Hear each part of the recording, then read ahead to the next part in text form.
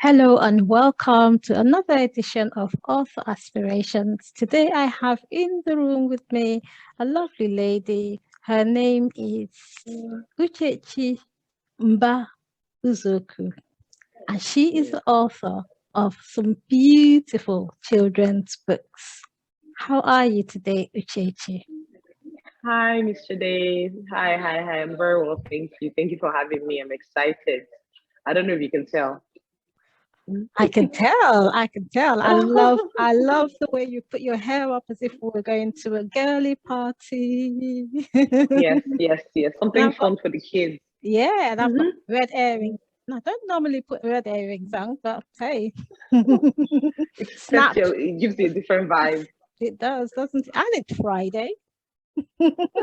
Yeah. It's Friday, so really little time to let your hair down and Uh, relax and have fun certainly, and not take everything too seriously. certainly. I've watched from afar and I love the work that you do. I love the work that you do with your children's books. I love the work that you do in the community. And I just had to have you on. Oh, thank you so much. You're a very good supporter of everyone and everything, children's books, everything that we do. You're very warm. Obviously, you're a pioneer in the industry, so you always welcome everyone with open arms, and you're always cheering us on and giving us great feedback. So thank you so much for always supporting us and always encouraging everyone to be their best. And Hey, yeah, hey, I hey, hey, more. hey. This is about you, not me. Sorry, I couldn't help it. I couldn't help it. I'm Thank you. sorry. I love what I do, so it doesn't matter. Mhm, So mhm, tell me. And I think the interesting thing about this interview is that mhm. we've, at some point in time of our lives, been within the same space without even Yeah. knowing each other. Yes. Like I Yes. know your Yes. family so well. You're probably the Yeah. only person that I don't know. So when I got to find out that you're an author, not just an author, a Mhm. children's author, I was Yeah. ecstatic. I was completely Excited. ecstatic. So tell me Yeah. about your author journey so far. Okay. Well, you know everything already. So for people that don't know yet, um, I basically started this journey because after having kids, I realized that we don't have enough children's books that depict us, our culture, and that have the same names as our kids have, and something that just reflects us as people, as Africans, as Nigerians, as people that are, I'm very proud of where I come from. I'm very proud of my culture.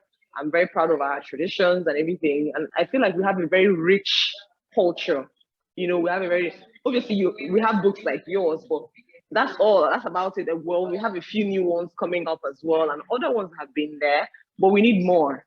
You walk into your kids' schools, and all the books are from England, they're from America, they're from, and then our kids don't have as many options. I think I saw statistics that says like 2% or 1% of all published children's books are show Black people or people from African descent, or black skin, dark skin. So basically, it's just my own way to say, we need more of our stuff. We need our kids to see themselves in our books. We need our kids to see images that look like them, to see their names in books as glossy, rich books as well, to see the names of their villages, their cities, something that they can relate with, culturally relate to. So that's why I started it. And then you talked about the stuff we do in the community. Obviously, that was birthed from us just not wanting to keep it with the upper class. We wanted to make sure that everyone had access to our books. So we do like a monthly drive. Sometimes we don't do every month, but we accumulate it and just go out to vulnerable populations, kids in rural communities that don't have access to books. We try to make sure that we give, them for free and organize book clubs, set up libraries, and thanks to our supporters as well, people that also contribute and donate. And yeah, we'll keep it going. It's something that we started informally. We started a while ago, but formally started it about 2 years ago. So we're Okay. happy for where we are and where we're going. I think I love the package. I love what you bring to the table. And in a way, you kind of remind me about the project that I ran when I was in Nigeria, the reading project and I I don't remember that. think, I'm not even sure that you know about it. No, you told me about it. I remember we had a conversation. You did it with the basic education, UBEC, right? Yeah, yes, I did. And Yes, you I was told in me. search. I was in search of books. Your and I went we combed through all the bookshops in the city of Abuja, practically combed through. I mean, I had a team, and we couldn't find what we wanted. Then we moved from state to state. We ended up finding a few things, a few books that we wanted in Lagos and in Ibadan, and that was about it. So to now see the range of books that have Yeah. And unfolded this was a over the while ago, last. this at least 10 years.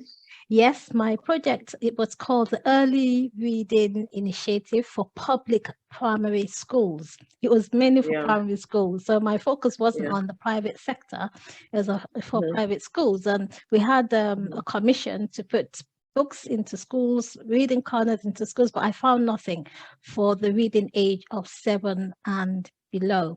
What I did find were foreign books. So not that I didn't find anything, I found foreign books.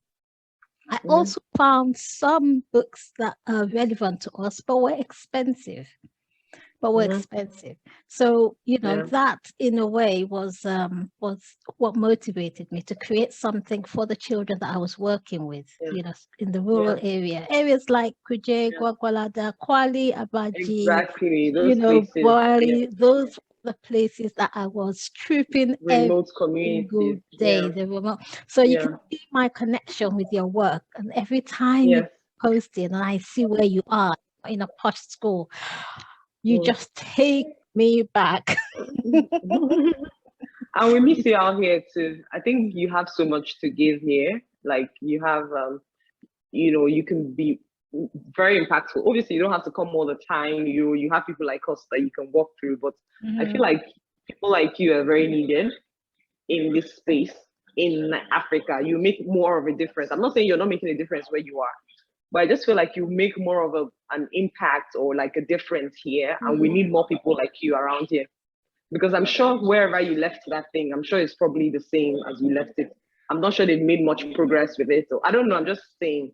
I don't know if anyone took over, knowing how passionate you are about it. And a lot of times we have continuity problems, especially when something has to do with government. Government is like someone else takes up a new role.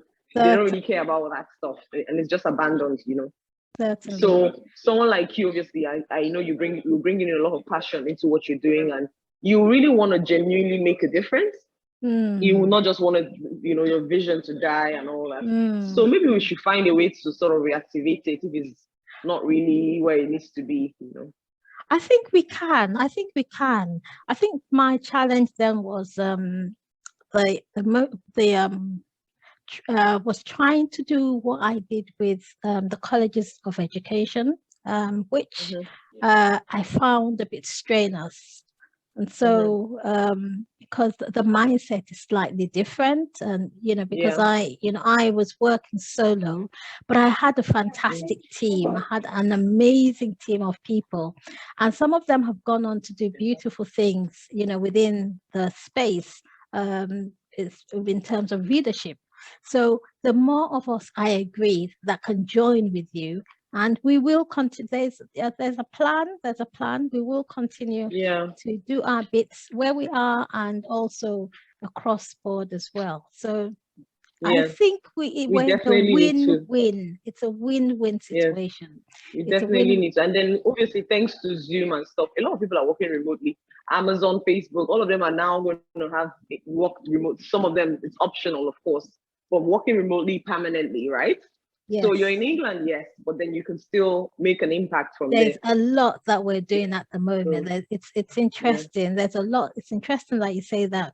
There's some other projects that I'm running, but the author, working with authors for me is a huge one.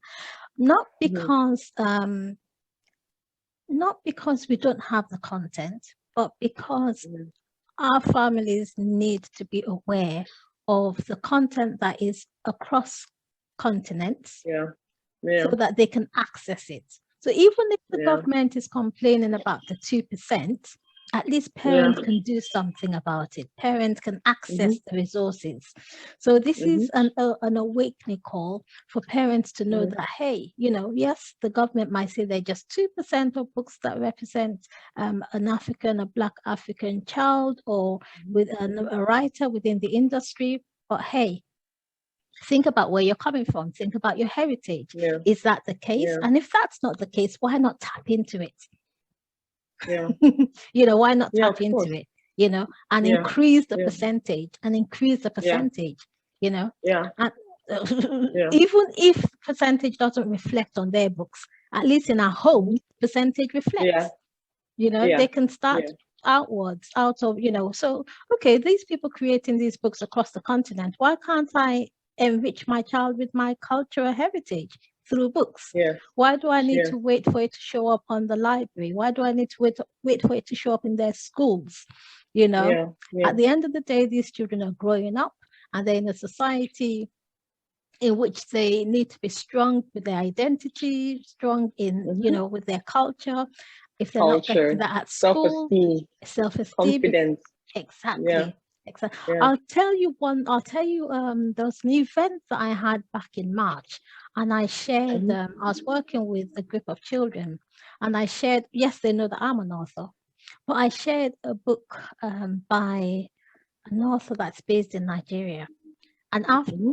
I told them where the author was based, by the time we went through the book, they started to ask questions. They were fascinated with the fact that she's a Nigerian-based author, you know, Wow. and they wanted to know more.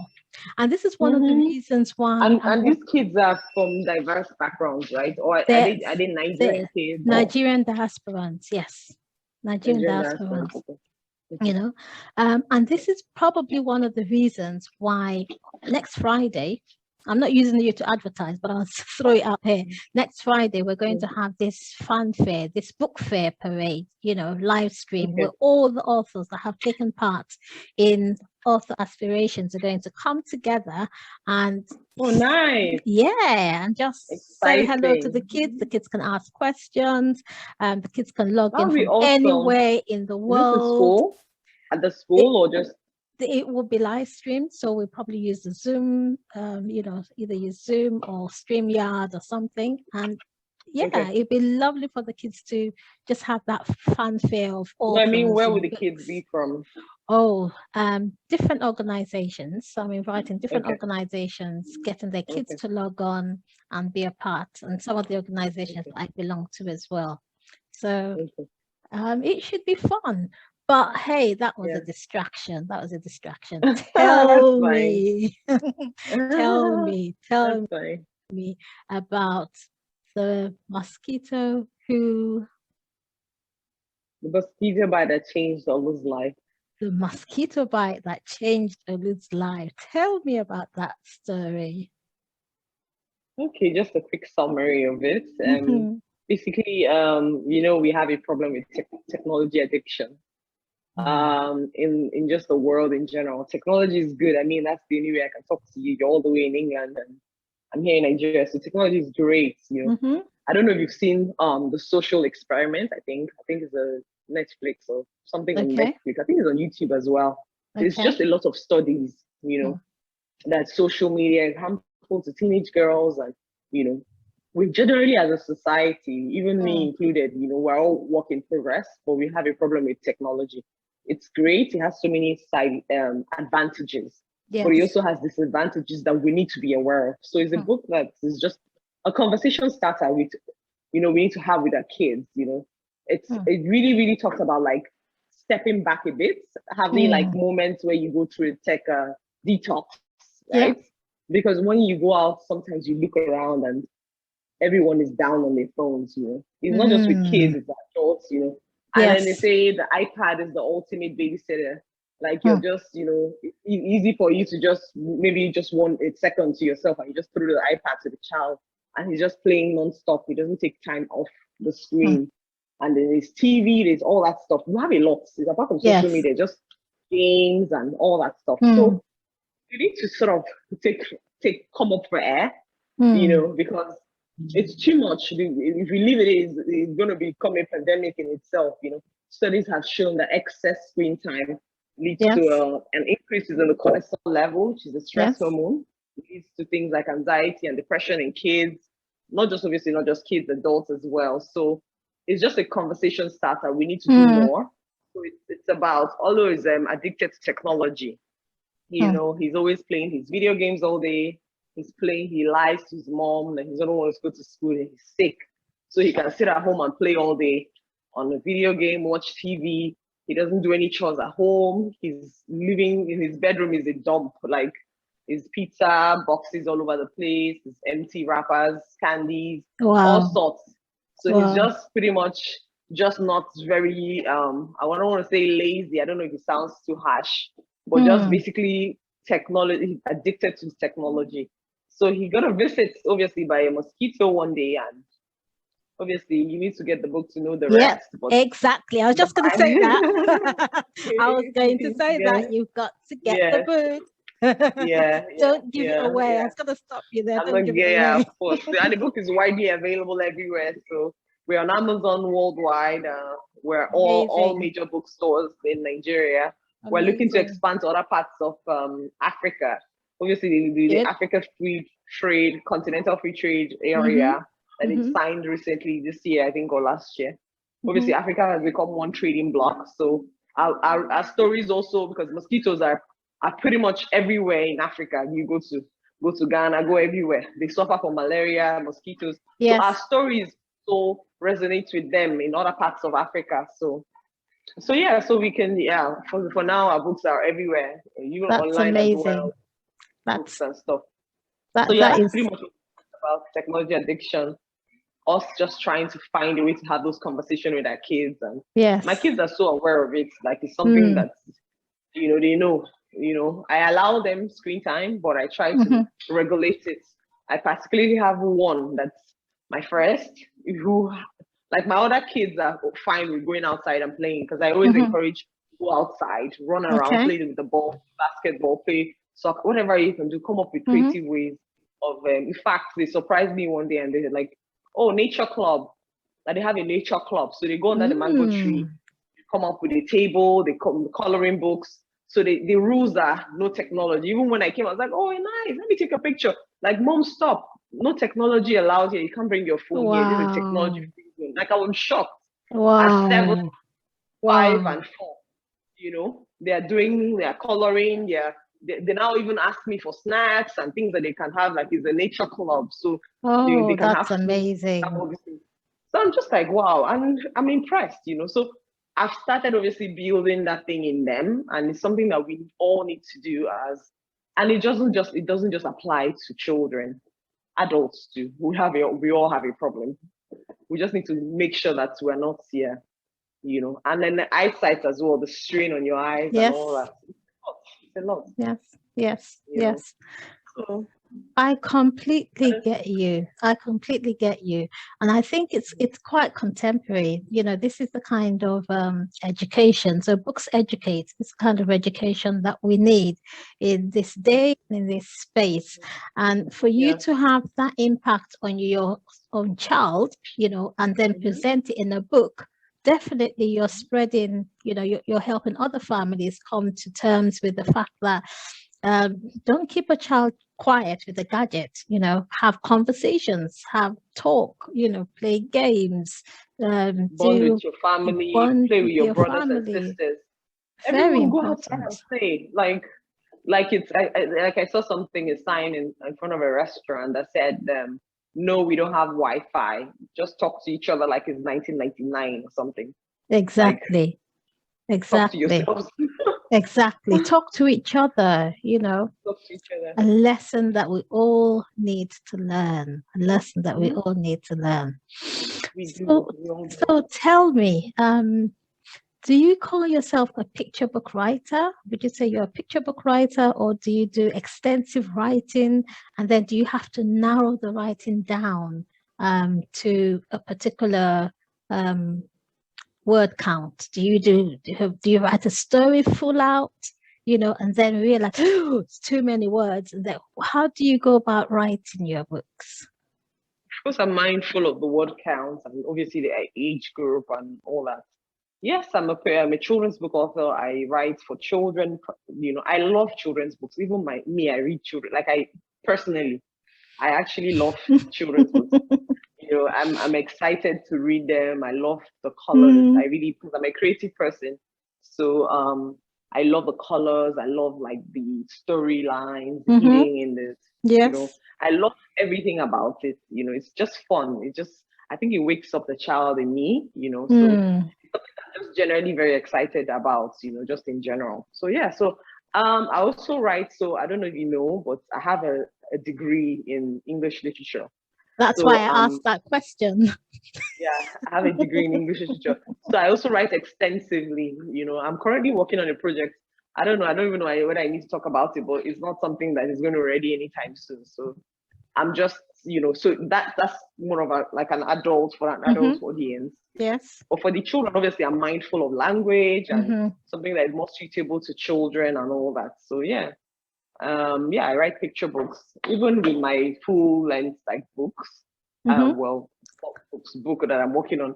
I'll still add elements of pictures in it because it's just my personality. Yes. Someone I used to work at the ECOWAS Commission. I was in human resources for about 4 or 5 years, and while I was there, it wasn't my job. Like I brought in a lot of culture, so I saw like there was a diverse pool of. So this is something different, but I'm trying to link it to full picture and just personality and stuff. So I was just really, really impressed by all the culture. Like we have 15 member states, right? From the Gambia, from Sierra Leone, Ghana, Senegal, Burkina Faso, all these different fun African countries. And then I noticed that only Fridays people wear their traditional attires and stuff. Sometimes people eat their food in the office. I'm like, okay, what is that? And then sometimes when we hang out, we taste their food and everything is really nice. So we came up with this event that is a cultural day. So it's your Independence Day. Everyone comes to the office, you dress with your native attire, come with your food, like there's catering and stuff. So HR actually, we even invested in it. We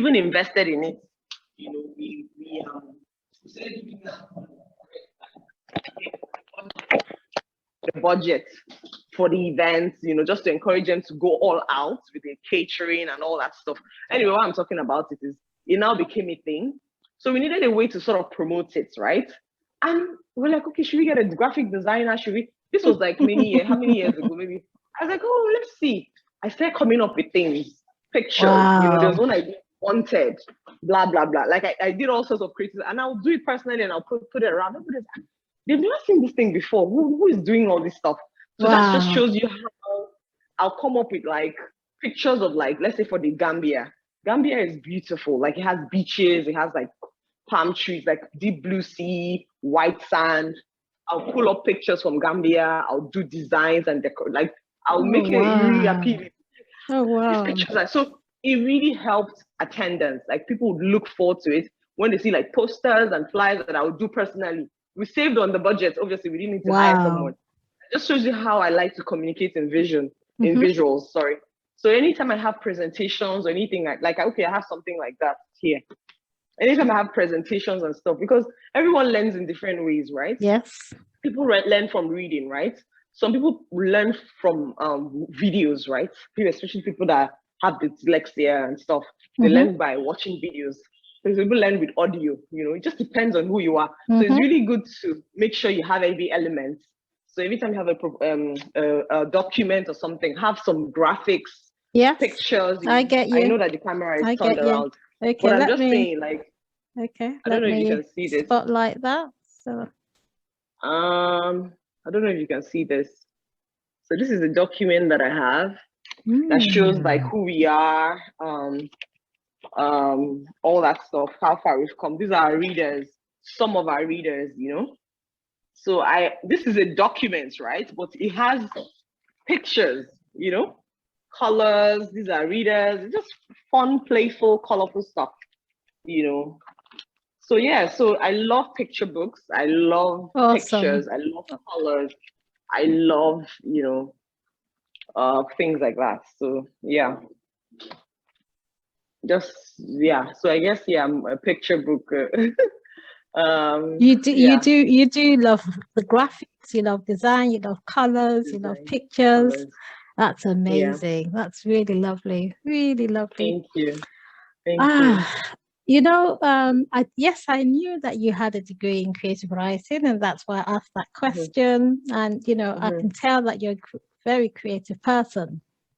Um, the fascination for me is how you're able to share your work in this day and age where books are expensive in Nigeria, how you're able Hmm. to get them across to communities that cannot afford them. I mean, to be honest, this is another draw that you have that I have towards you. Hmm. Hmm. How are you able to do that? Obviously, Tell like you us. just rightly pointed out, like books are expensive, especially now with COVID. And I was just saying, oh, I thought it was a Nigerian thing, but globally, especially like, well, I know about the US, even like cost of things are just gone up, Mm, like lumber is yeah, expensive. Paper yeah. publishers are saying that, you know what, publishers in the US are saying you can't get books this year anymore. You're going to have to wait till next year because the price Yeah. of paper has gone through the roof, Mm, so everything is double right now. So sorry. So anyway, so yeah, so what we do is we do like a percentage of our proceeds, about 10% of sales and proceeds from the sales of our books. mm, We put it to our foundation, Books-By-Uchechi Foundation, where so whatever it comes to, we just donate it to the foundation, and then the foundation now goes to the communities and give and give the kids with the books. But also we have people that are excited for what we do, especially people that are abroad that want to do something. They're far away in the United States, Canada, Australia, wherever, and they want to make a difference. Really, they want to also, be part of what is happening. They can't come down here physically, but they want to make a change. So there's something we even do with, like, I don't know from where you're from, but from the east, we're very into like our village, where you're from. So people want to do things in their rural communities, in their villages. So mm, we even customize. So sometimes people say, okay, I have a village in Adia or whatever, so we arrange for the books. So what they do is they pay for a certain amount of, they say, okay, 10 books, 20 books, take it to any school in Abia State and give to the kids. So people do that. They support us. Somebody who can buy 50 books.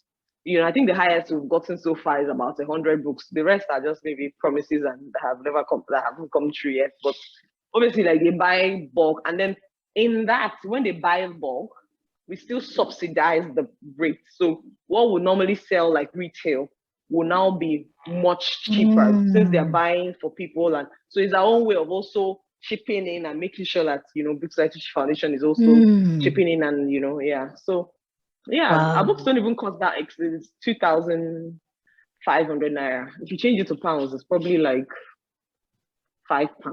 No, is it £5? No, no, no. It's about less than five, not maybe like £4 or something. The Before, equivalent of, before, obviously, before that would have been 2.5 would have been £10 before, or okay, £8 or something. But the okay, exchange okay. is fluctuating. So right now it's about £4 or £3 or Mm, something. So yeah, so mm. it doesn't cost that much. I feel like £3, £4 is not much. It isn't, but if it's something that children don't have access to at all, then that's when Mm, mm, it becomes an issue, so mm, mm, that mm. was why I asked So that yeah, question. that's why we Mm, make sure that the ones that can buy it, the ones that their parents can afford them, they buy. mm. So whatever proceeds we get Come from from it, that. take some of it to help the Mm, people in those remote mm. communities. So yeah, so it's not cheap to do, Mm, but we try to do as much. So anytime anyone contributes a dime, we make sure that everything goes to, and we even subsidize it. So normally if the books go for 2.5 and somebody says, okay, I want 10 books, 10 books is yes. supposed to be 25,000. So Hmm. because it's charity, so when we're Okay. giving to the foundation, what we do is, instead of giving them 25,000, we'll do it for 2018. It depends. So we subsidize it. So we get more books for Amazing. the amount. So we are Amazing. grateful for people that are supporting us and Uh, making sure, not supporting mostly the kids, because it brings a lot of smile to their face. Like, they're excited. Anytime we go out there, like, please, when are you coming back again? Are you coming back again? So what we do, we just have it in, we go back. Sometimes I give them assignments to do. I'm going to come back, make sure you do this, make sure you do that. And they look forward to it, so they get excited. And I'm inspiring them to become future writers and authors. Yes. I always make sure that we start, so we do a lot of drills and writing competitions and things like that. Hopefully we'll get to publish some of their stories in the near future. Obviously these things are expensive, so Certainly. I'm hoping and praying that we will be able to do them. I think what you're doing is amazing. It's when I wrote a fun ABC, I was working with children in the rural parts of Abuja, and that's why the children on the book cover reflect the children that I was working with. You've got a copy? Make sure you get a copy. Yes, you do. Yes. So have a look. They reflect the children that I was working with at that point in time. So anytime I see someone working with, within the suburbs, my heart just melts, and I just want to go back to that exact same space. And they inspired me to write. We got to a point where the books that we were to purchase were actually, the foreign books that we got were far cheaper than the indigenous picture books that we came across. So there was a temptation to buy Goldilocks and the Three Bears, Three Billy Goats Gruff and all that. Yes. And because I see that those people, because they print in millions, they cover the world. So obviously they can do way cheaper. Their reach is enormous. And then a lot of times when my kids come back with these books, when you see the original print date of these books, some of them are printed in the 60s. It's like Dr. Seuss, for example. They've made back all the money, it's over and again. Over and again. Yeah. So we're just starting, and then you realize that our culture, right? We do a lot of we have a lot of folk tales, right? And these folk tales are passed on orally. We didn't have them in books. The ones that now put it in books, it took a man coming from Europe to come to in the 80s that put them in books. We'll just tell these stories, and we'll just but these stories are rich, nice stories. I used to look forward to those stories as a child. I loved listening to those stories, and you just want to hear the moral of the story. You want to know, so what happened next? And I believed every word. I like the ones that had music in it, the ones they sing and then they respond. And that's what even inspired this other book. Is a folk tale. This other book. Woohoo! Tight. It's a folk tale, inspired by an African folk tale with a contemporary twist, like I like to say. How Chioma, the orphan pup, became a princess. It has music in it, But I updated, obviously, the contemporary twist in it is just I updated it now to COVID-19 happened, the world was shut down, but we didn't talk about COVID in detail or anything. It's just, I suffered from COVID, my husband did as well. So there are some children that don't have parents anymore because of the pandemic. We've lost millions of people around the world. It's something that I suffered from. Obviously, we're around on the corner. We're vaccinated now. So, but there are still kids that are still grieving. They've lost their aunt, their mom, their dad. So it's just a way to sort of touch on the subject of that without it being too heavy. So just a lighter, So it just refers to it in passing, but just, like Chioma is a cute orphan pup who's left in the care of her stepmom when her dad passes away from COVID. Her stepmom promised to take good care of Chioma, but she didn't live up to the promise and became very mean to Chioma. Find out what happens next and how a ton of events led to Chioma's ordination as a princess pup in Pakistan. So it's just, just a fun, lovely. Yeah, this singing as well. The kids love it. It's a hit. And every time we go to on the orphanage and all that, especially the kids in the orphanage. So it's Chioma the orphan pup. So it's something that they use to sort of, especially question and answer that is time. So People touching. That is so touching. What did you learn from the story? I learned how to be resilient. So, they use obviously other words, but I get the gist. Forgiveness. It talks about forgiveness. It talks about going through a hard situation and hard time, coming out from it, being triumphant, all that stuff, People go Wow. through a lot of stuff. Sometimes I feel like we talk about light things all the time, but then there are people that need these things, so we need to make sure we cover all these areas and make sure that people that are looking for, things like this is available. So that's one of the things that inspired, especially when we had COVID, it really pushed me to want to, because the book was ready, but it wasn't released, but we updated it. Yes, in line with We the updated it with what was going on in contemporariness. the world. Yeah. And Interesting. then just making it up to date. So it's Wow. not, yeah. Yeah. That is so touching. That is so touching. I can't wait to get my copy. Yeah, of So, course. I have copies for you. Maybe please, when I'll try and get the copies across to please you. do. Please do. Please do. That is so touching. I mean, you touch me all the time. Ah, you're so sweet. You're so Um, sweet. so, that's why this journey of writing for children is so delicate because we're touching Yeah, lives. We're yeah. touching lives. We're making an impact. We're telling children Mhm. that you're important, you're special. Yeah. Um, up until when I wrote that book, the only children they had seen in books were white children. So, Mm-hmm. um, Mm-hmm. their issues are important. Yeah. Their issues are important. Their circumstances are important. But also in everything, we can find joy, for Yeah. when you Yeah. think about the media and the way that the media reflects the African child, on Yeah. TV. I mean, I remember being a child and, my brother almost ran away because he didn't want to be taken to Nigeria. But we still see the Hmm. same images, we went and we loved it and Yeah. we came, but we still see Yeah. the same narrative. And Yeah. that's what our children see as well. So at some Yeah. stage with books, what we can do is play our part Yeah. and change the Yeah. narrative with books. We can Mm-hmm. change the, that's Like why Mhm. this thing you're saying is so true. Like there's someone approached me. She wants us to work on a project like, just depicting the Mm. stuff we have as, like you just said now, even you'll be surprised that even our kid, like before my kids went to the village, that depiction, that problem with depiction, you realize that they consume a lot of foreign content. And when they talk about Africa or they say the village, they expect like a village with like people. But when Mhm. they actually went to the village, they was like, oh, this is actually nice. We have homes, we have houses with water running from the taps, Yes. electricity. It's not the village they show you, it's a different No. kind of like, True. so that whole depiction and all that is Yeah. just, we, yeah, Amazing. It's been awesome having you. Awesome. Any same. encouragement, any word of encouragement to anyone out there that may Mhm. have the dream that you had of creating content, what words of So encouragement?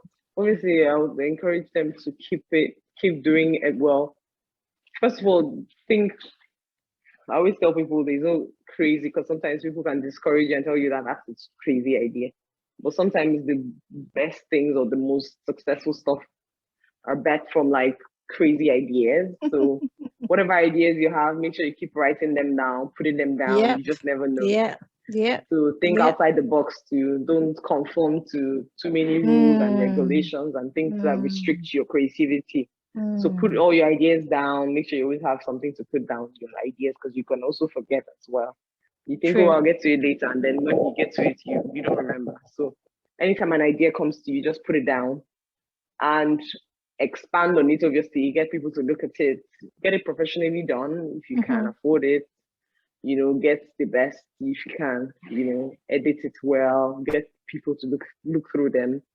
Make sure you have like no matter how small, Hmm. a focus group that you can work with. If you're writing for Mm. children, have kids that you can sample stuff with, ideas with, the best comics in the world, sample their materials with like local pubs with like 5 people or 2 people, whatever, and see what people like, so see what the kids like.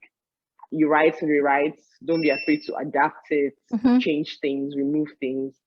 And yeah, so get obviously the best that you can get with your illustrations and stuff. These are things that sell your books and stuff. Yes. And always make sure you have remember people that can afford what you're giving. So if you can try a little bit, but you don't have to do it all the time. Once in a Mm. while, throw it in, give people the gift of reading, especially children. Yes. Gift of reading, quality, glossy books, literature, you know, Give because back. they can take you around the world. You can sit down here and you've traveled to how many countries with just reading a book, you know, and it just expands Awesome. your, you know. So yeah, Awesome. so just keep at it, you know, don't give up, be patient, work hard, strive to be the best. You know, anything is possible. And of Loaded. course, by the grace of God, yeah, all things are possible. Woo! Mm. That's amazing. That's amazing. Thank you ever so much for being a guest at Author Aspirations. And we look Thank you forward to so much seeing for you having me. at the book fan fair on Friday. Yay! Excited. Woo-hoo-hoo. Woohoo! Thank you, Cheche. Thank you so much. Thank you.